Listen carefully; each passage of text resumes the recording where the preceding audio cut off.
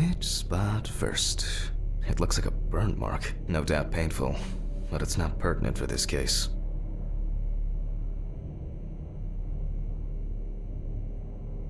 Here we can see frostbite on the fingertips. We can tell by the characteristic skin color. Definitely a painful mix of frostbite, abrasions, and blisters. Old Toby had been wearing shoes too small for him for a very long time. That's if he wore any at all.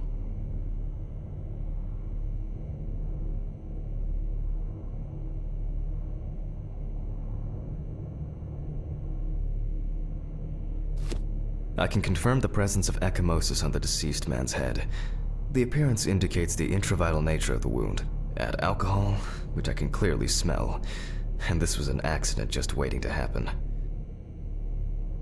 So far, there are a lot of superficial wounds, but only one serious injury to the head. Let's go back to our notes.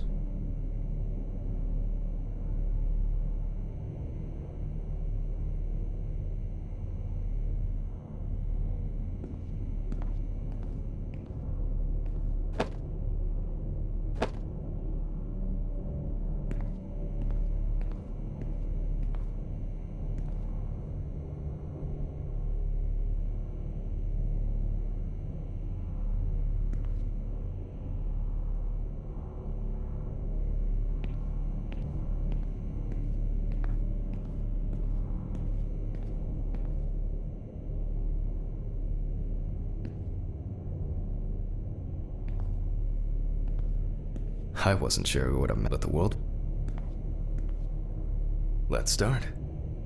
In the process of revealing, it is written.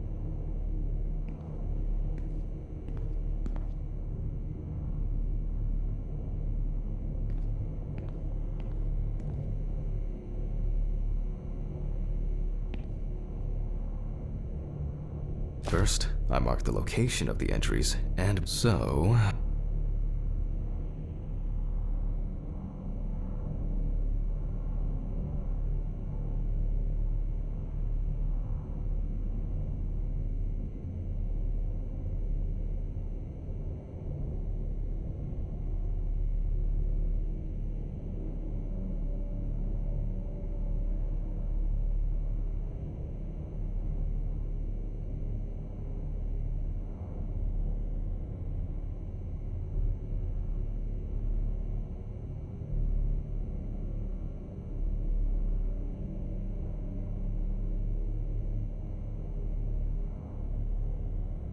Even though this type of wound didn't contribute to the deceased's death, we're still the head wound. Definitely, we're not in frost. If Toby's body was cold, the safety of the internal organs is more important than fingers, nose, or ears. Let's write down what preliminary causes of death we can think of.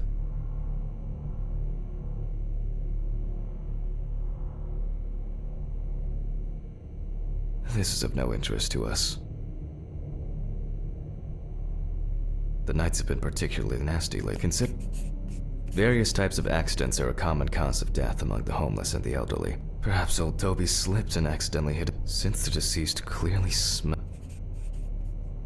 We still have one thing left from the basics: rigor mortis. Well, we take our deceased by the hand, gradually we raise it,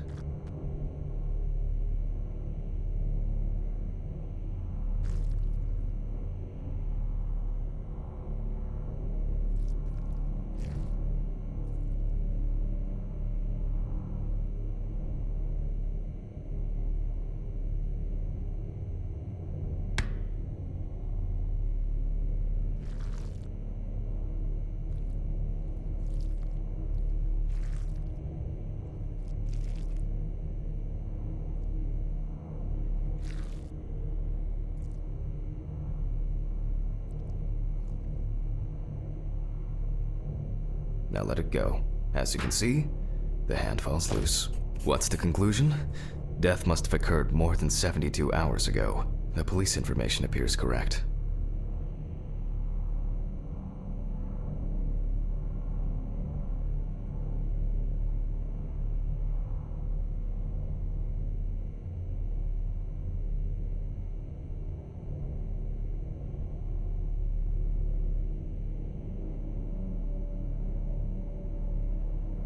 For this, I need an oscillating saw.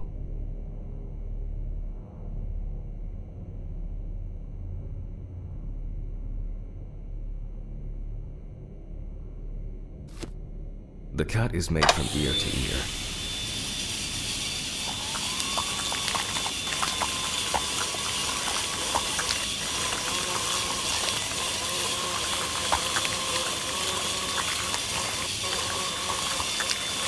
After which, we remove the skin and the top of the skull. After the basic examination, we can see that the brain's cerebral gyri in both hemispheres are symmetric. The brain looks good. Let's take a cross-section. Some pathologists prefer to examine organs without removing them. However, for me, it's much more convenient to examine them on a board.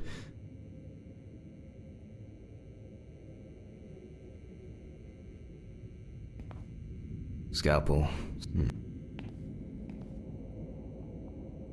Holding a long, narrow blade knife in the dominant hand, we slowly cut the cranial nerves on both sides, all the time pulling the brain towards us.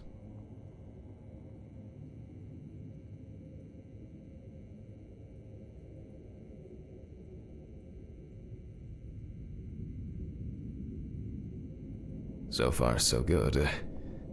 The hematoma seems to have had no effect on the brain.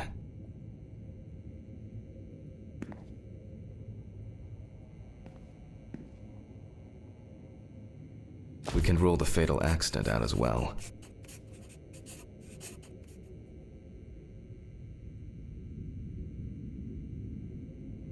Brain is in good condition, so we have no choice but to proceed to the internal examination of the other organs.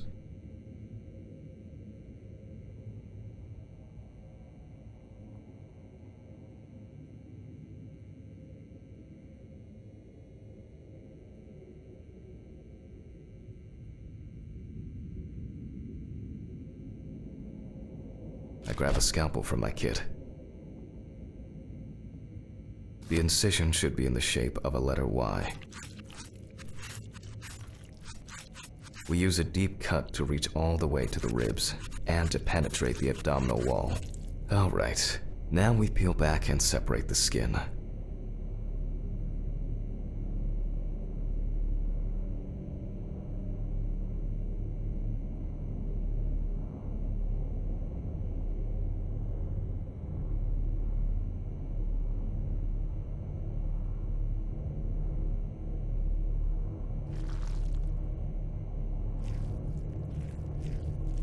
Now, we need to remove the ribs. We'll need the loppers for this.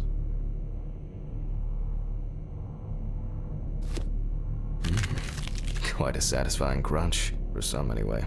After removing the cartilage tissue, we instantly notice two things. Firstly, there is no congestion of the internal organs. This means that although the deceased was hypothermic, it didn't kill him.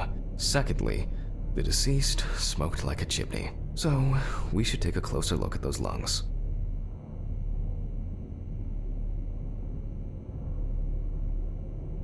We can see widespread black and tarry deposits. Despite the tragic condition of the lungs, they are not the cause of death.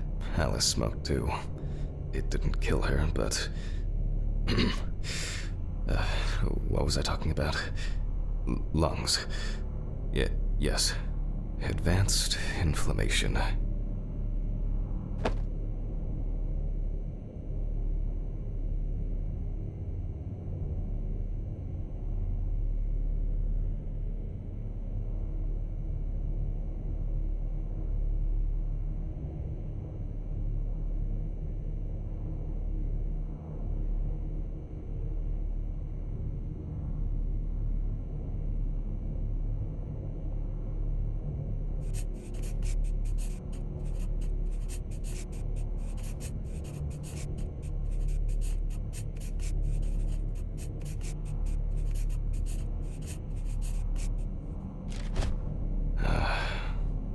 What now? The syringe. Now's a good time to collect some samples.